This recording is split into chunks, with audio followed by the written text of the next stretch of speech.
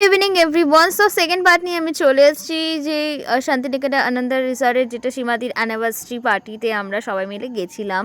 First ব্লগটা আপনারা আমার ইউটিউব চ্যানেলে দেখতে পেয়ে যাবেন, এটা হচ্ছে সেকেন্ড পার্ট। সো আমরা ইভিনিংয়ে সীমাদিকে রেডি করতে মেকআপ আর্টিস্ট চলে এসছে, মেহেন্দি পরানো বা অল ওভার রেডি করা। সো সব রেডি করে আমি একটুখানি শ্যুট করে এনে তারপরে চলে আসলাম নিজে রেডি হতে। তো রেডি হয়ে আমরা ইভিনিংয়ের পার্টির জন্য রেডি, আমি আর রুমা বেবি। সো আমরা দুজনে নিচে চলে গেলাম একসঙ্গে রেডি হয়ে। আর রুমা বেবির রুম পাশাপাশি ছিল। সো তারপর আমরা নিচে গেলাম যেখানে মেহেন্দি সেরিমনিটা হচ্ছিল। এখানে এন্ট্রান্সটা এখানে কি সুন্দর লেখা আছে না, আমার খুব ভালো লেগেছিল এটা।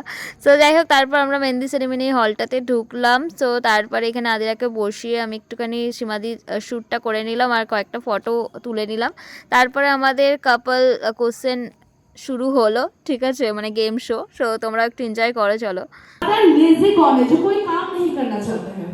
सबसे ज्यादा सोशल मीडिया पर कौन रहते हैं? ऑलवेज फोन हाथ में रहता है, ऐसा कौन है दोनों में से? कोई यहाँ पे बोलेगा? सुनिए, आप दोनों में से सबसे ज्यादा नखरे कौन करता है?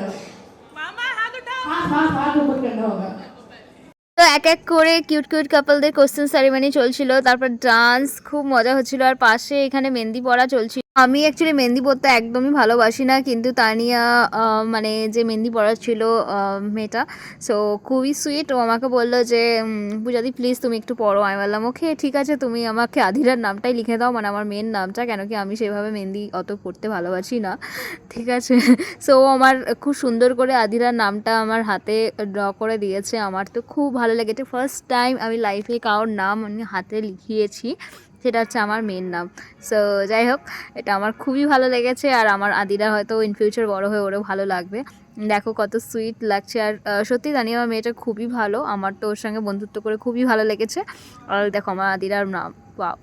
তারপরে কাপলদের question ceremony and game show শেষ হয়ে যাওয়ার পরে যারা যারা ডান্স করতে ইন্টারেস্টেড তারাও এক এক করে ডান্স করে নিল স্টেজে উঠে। তারপরে ওখানে নেক্সট হচ্ছে ওখানে বোলপুরে যে ফেমাস যে ডান্স কালচারটা আছে সেটার উপরেও একটা প্রোগ্রাম হলো, মানে আমরা খুবই ডান্স করলাম, এনজয় করলাম। তার মধ্যে ছোট্ট একটা বেবিটা খুবই এনজয় করছিল, খুব ডান্স করছিল। সো আমি এটা ওয়েট না করে ওর ক্যাপচারটা নিলাম আমি। সো তোমরাও একটু এনজয় করো, চলো গানটা।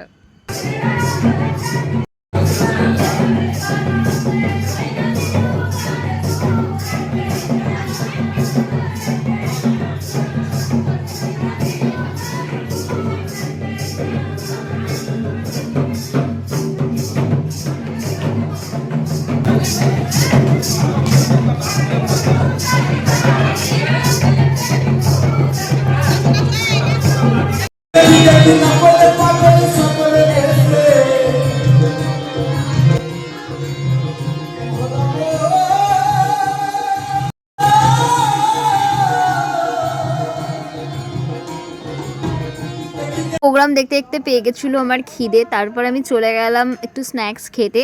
তো ফার্স্ট আমি নিয়ে নিয়েছিলাম চিলি বেবি কর্ন। সো এটা খুবই ভালো লেগেছিলো আমার। তো আমি একটুখানি ট্রাই করলাম, একটু শ্যুট অ্যান্ড রিলস বানিয়ে নিলাম, যেটা আমি করতে থাকি, হা। সো তারপরে আমি পনিরের একটা ডিশেস ট্রাই করলাম। সো এটাও আমার খুব ভালো লাগলো। তো আমি খেয়ে দিয়ে রুমে চলে গেলাম। তো মানে অনেকক্ষণ হাঁপিয়ে গেছিলাম আমি। সো তারপর রুমে গিয়ে দেখি বাবা আর মেয়ে এইসব করছে। চলো তোমরা একটু এনজয় করো ওরা কী দুষ্টুমি করছে। One more, 1, 2, 3, start! Yay! Abar 1, 2, 3, start! Jump!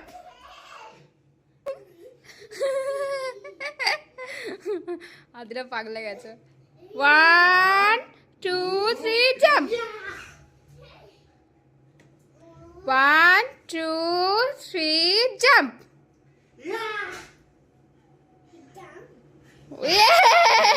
পিছন দিক দিয়ে হচ্ছে, ওটা নোটিস করে নিল। 1, 2, 3, 1, 2। ওরে বাবা, বদমাশি দেখেছো, ওইটাকে তুলে দিল। ভেরি গুড, ভেরি গুড, বাহ, ভেরি গুড। হ্যাঁ, 5 little monkey jumping on the bed. Out. Five little monkey jumping on the bed. One fell laughing. বাবা আর মেয়ের দুষ্টুমি দেখতে দেখতে আমি বললাম ঠিক আছে এবার তোমরা দুষ্টুমি করো, নিচে গেলে চলো, আমি এবার যাচ্ছি ডান্স করতে। সো আমি আবার চলে আসলাম, রুমা বেবি আমার জন্য বসেছিল, তাও বললাম চলো আমি ডান্স করতে যাচ্ছি, চলো ডান্স করব। সো আমরা কীরকম ডান্স করলাম চলো তোমরা একটু এনজয় করো আমাদের ডান্সটা। আমরা তো জমিয়ে এনজয় করেছি। এবার আমরা সবাই মিলে স্টেজে চলে গেলাম জাস্ট ধুম ধারাক্কা ডান্স করতে। তো এক গান চলছিল প্রথমে, নাগিন নাগিন, যেটা পপুলার সং, তোমরা সবাই জানো। কোনো রকম মানে বিয়ে বাড়ি বা অ্যানিভার্সারি পার্টি বা যে কোনো পার্টিতে এই গানটা চলবেই, বিকজ এই গানটা শুনে একটা ডান্সের লেভেল আরেকটা লেভেলে চলে যায়। তো এক এক করে প্রত্যেকটা আইটেম সং প্লে করা হলো, একটা দুটো তিনটে চারটে করে, মানে আমরা লিটারালি মানে 1.5-2 ঘন্টা ধরে ডান্স করেছি।